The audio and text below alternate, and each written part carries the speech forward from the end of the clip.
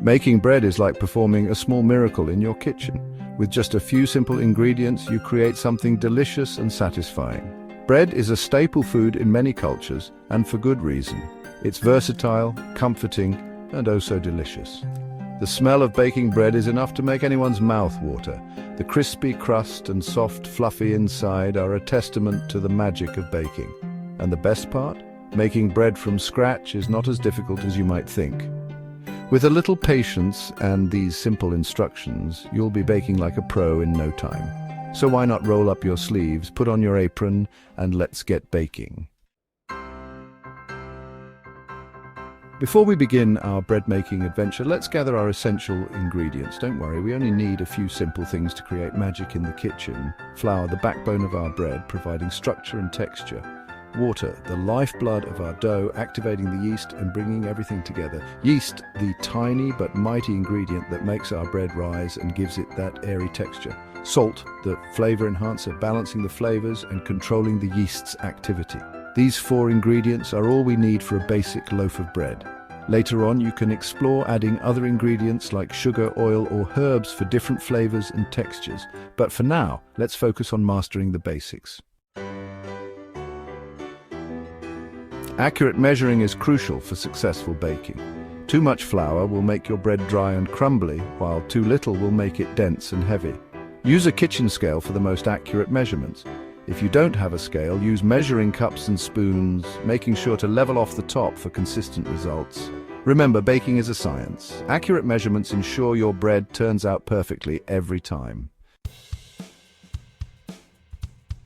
Now, let's bring our ingredients together and create the star of the show, the dough.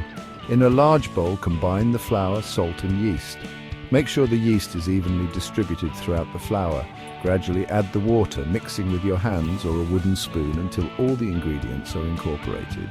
The dough will be shaggy and sticky at this stage, which is perfectly normal. Don't be tempted to add more flour. Section 5. Kneading, building strength and texture. Kneading is where the magic really starts to happen. Turn the dough out onto a lightly floured surface and begin kneading. Use the heels of your hands to push the dough down and forward, then fold it back on itself. Continue kneading for about 10 minutes. The dough will become smoother, more elastic, and less sticky. This kneading process develops gluten, which gives the bread its structure and texture. If you're new to kneading, don't worry. It takes a bit of practice, but you'll get the hang of it. Once your dough is smooth and elastic, shape it into a ball and place it in a lightly oiled bowl.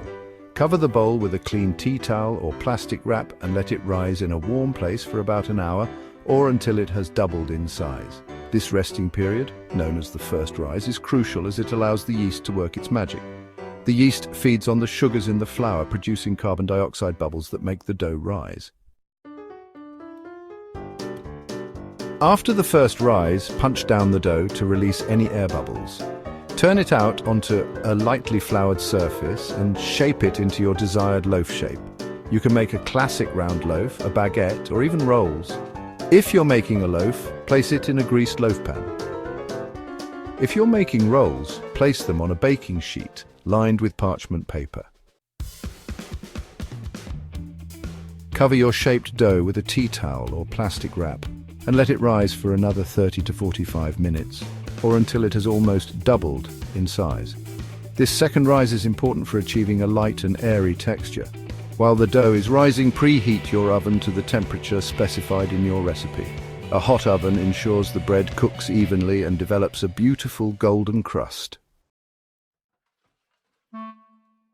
Once the dough has risen for the second time, it's time to bake. Bake the bread in the preheated oven for the amount of time specified in your recipe. You'll know the bread is done when it's golden brown and sounds hollow when tapped on the bottom. Let the bread cool on a wire rack before slicing and serving. Enjoy your homemade bread warm from the oven with butter, jam, or your favorite toppings.